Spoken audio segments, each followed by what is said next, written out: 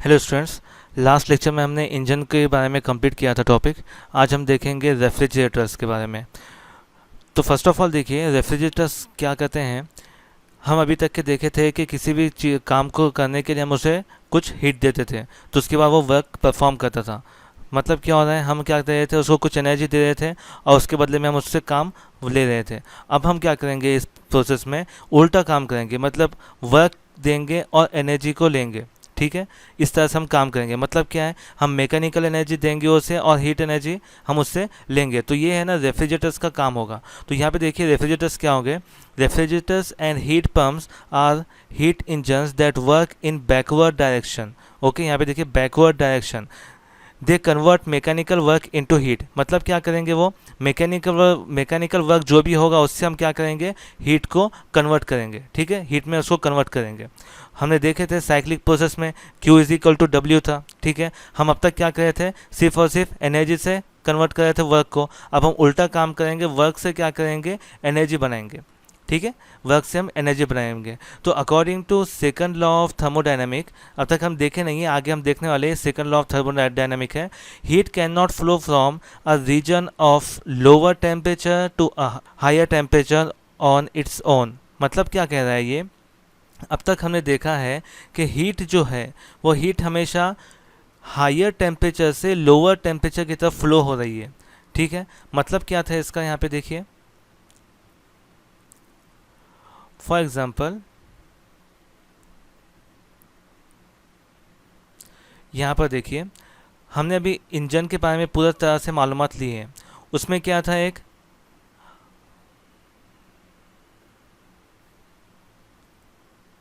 Okay यहाँ पर क्या था, हॉट रिजर्वियर था।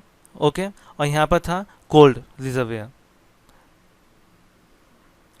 हॉट रिजर्वियर था यहाँ पर और यहाँ पे कोल्ड रिजर्वियर था, और बीच में क्या था, इंजन था। तो क्या कर रहा था ये, हम हॉट रिजर्वियर से क्या कर रहे थे, इंजन को हीट दे रहे थे।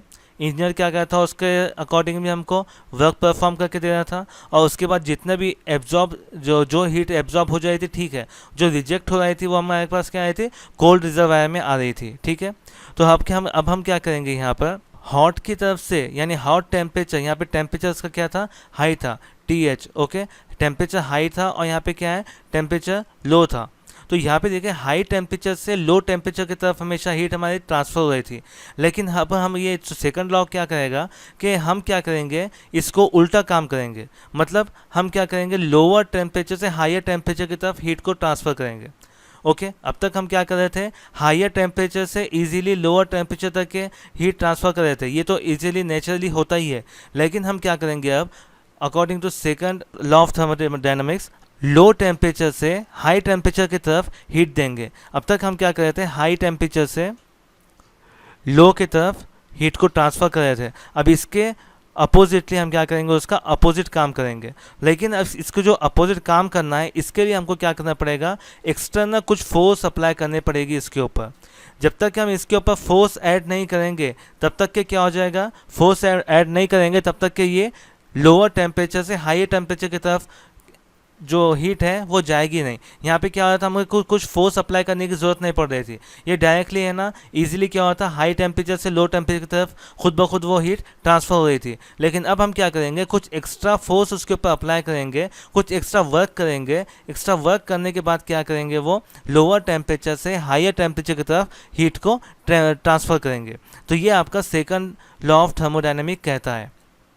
ये देखें, heat can not flow from a region of lower temperature to a region of higher temperature on its own, यानी वो खुद से ट्रांसफ़र नहीं होगी।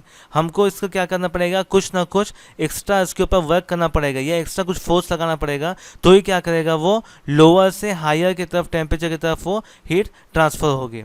ठीक है, we can force heat to flow from a region of lower temperature to a region of higher temperature by doing work on the system. मतलब क्या है, यहाँ पर हम अभी वो जो हमने देखे हैं वही बताना है यहाँ पर कि हम क्या करेंगे, इसके ऊपर कुछ वर्क परफॉर्म करेंगे जिससे है ना लोअर टेम्परेचर की जो हीट है वो हायर टेम्परेचर में फ्लो होना। तो जो उसके लिए जो काम आता है वो होता है हमारे हीट पम्प्स या फिर रेफ्रिजरेटर। ओके, ये क्या काम करते हैं, हमारे लोअर जो टेम्परेचर है, लोअर टेम्परेचर से हायर टेम्परेचर की तरफ क्या करते हैं, हीट को ट्रांसफ़र करते हैं। तो हीट पंप क्या करेंगे, आपके हमेशा लोअर टेम्परेचर से हायर टेम्परेचर की तरफ हीट ट्रांसफ़र करेंगे। तो ये देखिए, heat engines cause heat to be transferred from a cold region to a hot region. Okay, तो ये हीट इंजन्स होंगे। उसके बाद देखिए, ये जो काम करेगा इसके लिए हमको रेफ्रिजरेंट लगेगा। ठीक है, तो रेफ्रिजरेंट जो होगा वो एक तरह का फ्लूइड होगा। तो वो फ्लूइड क्या करेगा, फ्लूइड लोअर टेम्परेचर से हायर टेम्परेचर की तरफ हीट को ट्रांसफ़र करेगा, वो उसका फेस चेंज करेगा। ठीक है, फेस चेंज करना मतलब क्या होता है, फेस कौन सा था हमारा, हायर टेम्परेचर से लोअर टेम्परेचर का वो फेस था हमारा। ठीक है, हायर से लोअर का फेस था, लेकिन अब क्या करेंगे, वो फेस को चेंज करेगा और लोअर से हायर करेगा, वो फ्लूइड को हम कहेंगे रेफ्रिजरेंट। ठीक है, अगर आपको रेफ्रिजरेंट के बारे में देखना है तो एक रेफ्रिजरेंट जो गैस आती है R401 जो कि रेफ्रिजरेटर्स में यूज़ होती है, ये जो काम आती है ये एज अ रेफ्रिजरेंट काम आती है। ठीक है, R401 ये गैस नॉर्मली यूज़ की जाती है रेफ्रिजरेटर्स में। ओके, चलो हम देखेंगे आगे इसके बाद। ओके, यहाँ पर ध्यान दीजिए, ये यहाँ पर ये बता रहा है, देखिए ये है हॉट रीजन, ये हॉट रीजन है और ये कोल्ड रीजन है। तो ये देखिए हॉट रीजन क्या करेगा, ये हॉट रीजन और ये कोल्ड रीजन है, तो रेफ्रिजरेंट क्या करेगा, रेफ्रिजरेंट इस कोल्ड रीजन में से क्या करेगा, हीट को एब्जॉर्ब करेगा और हॉट रीजन की तरफ मूव करेगा। ठीक है, यानी क्या हो रही है, यहाँ से हीट को ये एब्जॉर्ब कर रहा है। ओके, यहाँ पे ध्यान दीजिए, देखिए वर्क डन, इसमें क्या हो रहा है, कंप्रेशन हो रहा है। ये क्या कर रही है, रेफ्रिजरेंट जो है, रेफ्रिजरेंट कंप्रेस करने के बाद क्या कर रहे हैं, वो फ्लूइड में कन्वर्ट हो रहा है और इस नली में से वो क्या हो रहा है, फ्लूइड ट्रांसफ़र हो रहा है। तो ट्रांसफ़र होने से क्या हो जाएगा, इसमें के जो भी यहाँ पे जो बॉक्स है, यहाँ पे जो भी हीट है वो हीट को क्या करेगा, वो इसको एब्जॉर्ब कर देगा और एब्जॉर्ब करने के बाद क्या करेगा, उसको बाहर जाने के बाद ये हीट रिजेक्शन यहाँ पे क्या करेगा, हीट को रिजेक्ट करेगा। हमने क्या देखे थे, हमने इंजन में क्या देखे थे, इस तरह से तो उसका डायग्राम था और यहाँ पर था आपका इंजन। तो इंजन क्या कर रहा था, यहाँ पे यहाँ से क्या है, हॉट रिजर्वायर से क्या कर रहे थे, हम इसको इंजन में दे रहे थे, इंजन क्या कर रहा था, उसको कन्वर्ट कर रहा था वर्क के अंदर, वर्क में कन्वर्ट करना जितने बजे आया तो उसको रिजेक्ट कर दे रहा था कोल्ड रिजर्वायर की तरफ। ठीक है, अब ये देखिए यहाँ पे उल्टा काम हो रहा है, यहाँ पे हॉट रिजर्वायर की तरफ हीट रिजेक्ट हो रही है, कोल्ड से हॉट की तरफ हीट रिजेक्ट हो रही है। ठीक है, हमने नॉर्मली क्या देखे थे, यहाँ पर हॉट रिजर्वायर से कोल्ड रिजर्वायर की तरफ क्या हो रही थी, हीट जा रही थी, लेकिन अब यहाँ पे उल्टा हो रहा है, यहाँ पे क्या है, कोल्ड रिजर्वायर से क्या हो जाएगा, यानी कोल्ड रीजन से क्या हो जाएगा, हीट पूरी रिजेक्ट होगी। ठीक है, यहाँ पे क्या होता है, रिजेक्शन क्या हो रही थी, यहाँ पे जो एक्स्ट्रा फ्यूल जो बच जा रहा था वो रिजेक्ट हो रहा था जो कि कोल्ड रिजर्वायर में आता, लेकिन यहाँ पे क्या है, पूरी हीट को ये एब्जॉर्ब कर दे रहा है और एब्जॉर्ब करने के बाद उसको रिजेक्ट कर दे रहा है नेक्स्ट बाहर जाने के बाद। ठीक है, तो यहाँ पे जो आएगा, यहाँ पे कॉम्प्रेशन का काम करेगा, ये जो हीट रेफ्रिजरेंट है यहाँ पे कॉम्प्रेसर का यूज़ करना पड़ेगा जिसको ये फ्लूइड में कन्वर्ट करेगा। ये हम नेक्स्ट इसमें देखेंगे किस तरह से काम करेगा। चलिए नेक्स्ट इसमें आते हैं।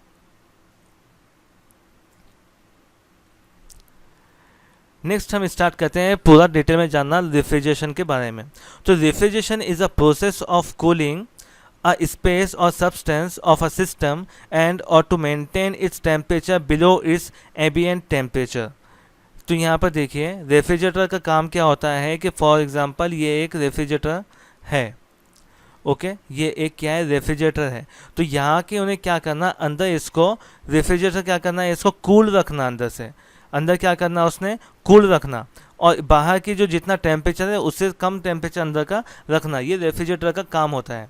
तो इसके बाद क्या होता है, अगर सिंपल वर्ड में बोले तो क्या होता है, रेफ्रिजरेशन इज़ आर्टिफिशियल कूलिंग। ये क्या करता है, आर्टिफिशियल कूल करता है। यानी यहाँ पे अगर बाहर का टेम्परेचर आपका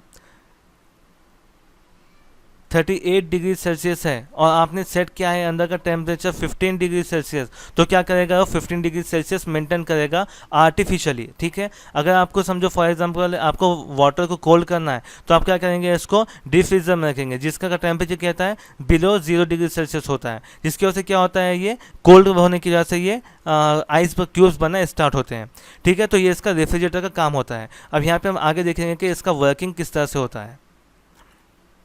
तो ये आपके बुक में ये डायग्राम दी गई है, ये देखिए यहाँ पे किस तरह से काम आएगा रेफ्रिजरेटर का। तो यहाँ पे देखिए फर्स्ट ऑफ ऑल यहाँ पे यूज़ होगा कंप्रेसर, ठीक है। ये जो है ये कंप्रेसर है, कंप्रेसर का पार्ट है।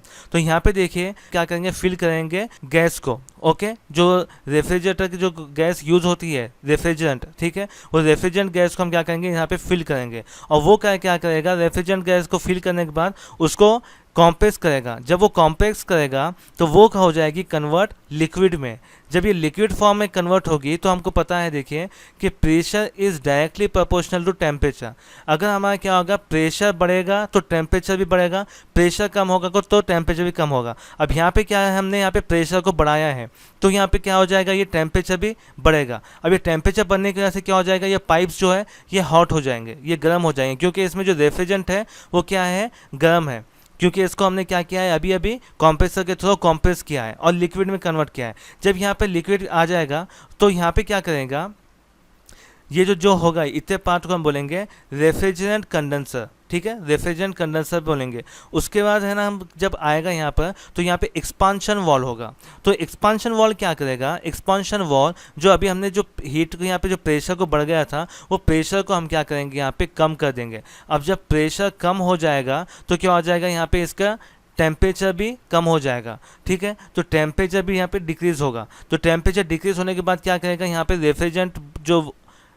रेफ्रिजरेंट जो लिक्विड फॉर्म में है वो क्या करेंगे, इसमें से पास होगा। और जब ये इसमें से पास होगा तो क्या हो जाएगा, इवेपोरेटर कॉइल क्या करेगा, अंदर की जो हीट है, ठीक है, फॉर एग्जांपल यहाँ पर जो भी हीट है उसको क्या करेगा, ये इसको एब्जॉर्ब कर देगा।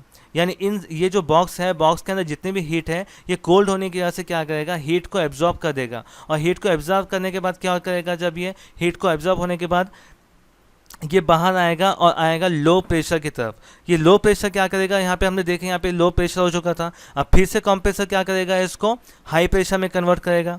हाई प्रेशर कन्वर्ट करने के बाद फिर से हॉट हो जाएगा, फिर इस तरह से कंडेंसर के थ्रू जाएगा और फिर एक्सपांशन वॉल में फिर से इसका प्रेशर लो होगा और वो लिक्विड क्या करेगा, ईजिली लिक्विड क्या करेगा, अंदर का हीट को एब्जॉर्ब कर देगा। चलिए इसके बाद एनिमेटेड इमेज में देखेंगे हम कि किस तरह से वर्क करता है। ओके, तो देखिए यहाँ पर ये जो रेफ्रिजरेशन साइकिल है ये साइकिल किस तरह से वर्क करती है। फर्स्ट ऑफ ऑल हमारे पास आता है कंप्रेसर। अगर आप फ्रिज के पीछे देखेंगे तो आपको कंप्रेसर ब्लैक कलर का दिख जाएगा। तो कंप्रेसर में क्या होती है, रेफ्रिजरेंट गैस फिल की हुई होती है। तो कंप्रेसर क्या करता है, उस गैस को लिक्विड फॉर्म में कन्वर्ट करता है। कंप्रेस करने के बाद वो लिक्विड फॉर्म में कन्वर्ट हो गई है और कंप्रेस करने के लिए हमको प्रेशर बढ़ाना पड़ता है। तो जब प्रेशर बढ़ जाएगा, लिक्विड फॉर्म में कन्वर्ट हो जाएगी तो वो हो जाएगा कंडेंसर, क्या हो जाएगा, हॉट हो जाएगा। तो ये कंडेंसर के थ्रू जब गुजरेगी तो ये हॉट रहेगी। तो हम क्या करेंगे, एक्सपांशन वॉल के थ्रू जब गुजरेगी तो इसका एक्सपांशन वॉल क्या करेगा, इसका जो प्रेशर है प्रेशर को कम करेगा। जब ये प्रेशर कम करेगा तो यहाँ से क्या हो जाएगा, वो लिक्विड फॉर्म में प्रेशर कम होगा और वो क्या करेगा, इवेपोरेटर में आएगा। इवेपोरेटर में क्या करेगा, ये हमारा बेसिकली फ्रिज है, फ्रिज के अंदर का वो बॉक्स। तो यहाँ पे क्या करेंगे, फॉर एग्जांपल हमने कुछ वाटर रखा है तो वाटर के अंदर क्या है, फॉर एग्जांपल वाटर हमने अभी रखा है और इसका टेम्परेचर रूम टेम्परेचर के हिसाब से है, ठीक है। चलो इसका टेम्परेचर कंसीडर करते हैं 33 डिग्री सेल्सियस है। तो ये क्या करेगा, इसमें से हीट को एब्जॉर्ब करेगा अपने तरफ, ठीक है। जब ये हीट एब्जॉर्ब होगी तो क्या हो जाएगा, वाटर में से क्या हो जाएगी, हीट निकलना स्टार्ट हो जाएगी और हीट का एब्जॉर्ब हो जाएगी इवेपोरेटर में और वो क्या हो जाएगी, एब्जॉर्ब होने के बाद इसके थ्रू यहाँ पे क्या हो जाएगी, बाहर की तरफ निकलेगी। मतलब यहाँ पे क्या हो जाएगा, कोल्ड होने की वजह से, प्रेशर कम होने की वजह से हीट क्या हो जाएगी, कम हो जाएगी और अंदर का सिस्टम जो है वो आर्टिफिशियली कूल होना स्टार्ट हो जाएगा।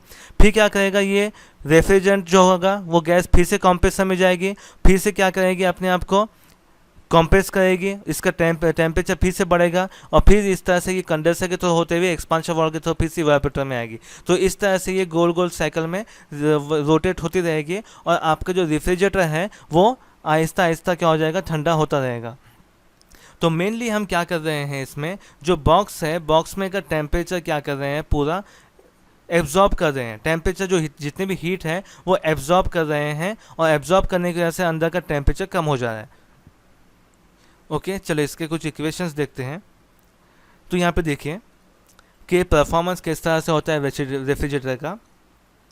ये देखिए, हमने हीट इंजन में सेम डायग्राम देखे हैं, सिर्फ और सिर्फ डिफरेंस क्या है कि यहाँ पे जो डायरेक्शन है वो चेंज है। यहाँ पे डायरेक्शन क्या है, QH से हम क्या कर रहे थे, QC की तरफ आ रहे थे और वर्क डन परफॉर्म हो रहा था। अब यहाँ पे क्या कर रहे हैं, हम वर्क परफॉर्म कर रहे हैं और क्या कर रहे हैं, हीट को रिमूव कर रहे हैं। हीट रिमूव करने के लिए हम क्या कर रहे हैं, वर्क को परफॉर्म कर रहे हैं। तो कंसिडर कीजिए W जो है वो आपका वर्क डन है, QC जो है heat absorb from cold body है, ठीक है, जो QC है जो एब्जॉर्ब कर रही है यहाँ से बॉडी से वो है, और QH जो है it is the heat lost by refrigerant to hot region, यानी यहाँ से क्या है, जो हॉट रीजन से क्या है जो लॉस हो रही है हीट वो है। ओके, अब यहाँ पे ध्यान दीजिए, QC जो है, ठीक है, ये जो QC है, QC इज ग्रेटर देन 0, यानी QC पे ऊपर जो है वो काम हो रहा है ये पॉजिटिव होगा हमेशा, QC हमेशा पॉजिटिव होगा, और QH और W जो है वर्क जो है वो हमेशा नेगेटिव होगा। ये बात ध्यान रखिए, ठीक है। यहाँ पे क्या कर रहे हैं हम, QC जो है ये कोल्ड रिजर्वायर से क्या कर रहे हैं, हम हीट को निकाल रहे हैं, इसलिए क्या है पॉजिटिव होगा, और ये क्या हो रहा है, हीट इसमें जा रही है और वर्क क्या हो रहा है, इसके ऊपर हम काम कर रहे हैं, इसलिए ये नेगेटिव होगा। और QH जो है ये हॉट रीजन जो है वो हीट एब्जॉर्ब जो हो रही है वो हीट जो लॉस हो रही है वो भी आपका नेगेटिव होगा, ठीक है। नेक्स्ट आते हैं, तो चलिए यहाँ पे ध्यान दीजिए, according to first law of thermodynamic work done क्या होता है हमारा, QC प्लस QH, ठीक है, ये हमें सबको पता है कि वर्क डन क्या होगा हमारा, QC प्लस QH होगा। और हम क्या करेंगे यहाँ पर सिर्फ यहाँ पे स्लाइड करेंगे और QH यहाँ पे W को इधर साइड लेकर चलेंगे, तो QH plus QC minus W हम इसको इस तरह से लिख सकते हैं। उसके बाद हम क्या लिख सकते हैं, इसको minus QH is equal to QC minus W, ये हम इसको इस तरह से भी लिख सकते हैं, कोई चेंज नहीं होगा इसमें, ठीक है, कोई फर्क नहीं पड़ेगा इक्वेशन के ऊपर, इक्वेशन बैलेंस रहेगी। उसके बाद हम क्या कर सकते हैं, बोल सकते हैं कि QH जो है वो हमें पता है कि लेस देन 0 है, ठीक है, यानी ये नेगेटिव है, वर्क डन भी है वो भी नेगेटिव है, क्योंकि हीट हम क्या कर रहे हैं उसमें से, सिस्टम में से हीट को निकाल रहे हैं, ठीक है, एब्जॉर्ब कर रहे हैं, इससे दोनों भी ये वर्क डन भी क्या हो रहा है वो नेगेटिव हो रहा है। अब देखिए हम इसको मॉड में अगर लिखेंगे तो ये पूरे सबका पॉजिटिव अगर लिखना है, यानी कुछ भी हो, हमें कुछ लेन देन नहीं है, हम क्या करेंगे सबको मॉड में लिख देंगे तो सबकी वैल्यू पॉजिटिव हो जाएगी। तो QH is mod of QH is equal to mod of QC plus mod of W, ये हम इसको इस तरह से लिख सकते हैं, ठीक है। उसके बाद देखिए, अगर क्वालिटी फैक्टर देखना है आपको, परफॉर्मेंस देखना है, तो परफॉर्मेंस का क्या होता है रेशो, कि कितनी हीट एब्जॉर्ब हुई है कितना वर्क डन में, ठीक है, तो ये आपका रेशो होगा, the ratio of QC by W, यानी कितनी हीट एब्जॉर्ब हुई है कितने वर्क डन में, तो ये आपका परफॉर्मेंस होगा। तो परफॉर्मेंस ऑफ रेफ्रिजरेटर क्या हो जाएगा, QC बाय W। तो इसको क्या कहते हैं, कोएफिशिएंट ऑफ परफॉर्मेंस भी बोलते हैं, जिसको K से डिनोट करते हैं, और क्वालिटी फैक्टर भी बोलते हैं। यानी क्या हो गया यहाँ पे, QC बाय W को हम K भी बोलते हैं, ठीक है, K भी बोलते हैं, मतलब क्वालिटी फैक्टर, Q फैक्टर भी हम इसको बोलते हैं। अब यहाँ पे देखिए, हमें पता है कि QC बाय W K है, और हम क्या कहते हैं, वर्क डन की जगह हम क्या लिख सकते हैं, work done is equal to last point से वर्क डन क्या होता है हमारा, QC माइनस QH, ये हमारा क्या है हमें पता है, लास्ट पॉइंट से हम देख सकते हैं कि यहाँ पे हमारा वर्क डन क्या होता है, QC माइनस QH, हम इसको इस तरह से लिख सकते हैं। तो हम क्या करेंगे, इसको वर्क डन की जगह पुट कर देंगे, तो क्या हो जाएगा आपका, K is equal to QC divided by W की जगह हम यहाँ पे पुट कर देंगे mod of QC minus mod of QH, तो ये आपका परफॉर्मेंस आ जाएगा, ठीक है। तो ये आपका क्या हो जाएगा, परफॉर्मेंस आ जाएगा, क्वालिटी फैक्टर आ जाएगा। तो नॉर्मली जो रेफ्रिजरेटर्स का हम क्वालिटी फैक्टर होता है वो 5 होता है, ओके, ये बात ध्यान में रखो। नॉर्मल जो है ना क्वालिटी फैक्टर होता है वो रेफ्रिजरेटर्स का 5 होता है, और ये जितना कम होगा इतना अच्छा होगा। तो यहाँ पे देखिए हमने अभी क्या देखे कि है ना वर्क डन किस तरह से होता है, ये रिवर्स में किस तरह से काम करता है, ये आर्टिफिशियल कूलिंग किस तरह से जनरेट करता है, ये हमने ना इस रेफ्रिजरेटर में देखे हैं। नेक्स्ट है एयर कंडीशनर, वो हमने ना नेक्स्ट लेक्चर में देखेंगे। इस डिविजन में कुछ प्रॉब्लम है, आपको इस लेक्चर में कुछ प्रॉब्लम है तो आप मुझे पूछ सकते हैं, मैं आपको ना इसका आंसर दे दूंगा। ओके, तो इस लेक्चर को यहाँ पे वाइंड अप करते हैं। Thank you.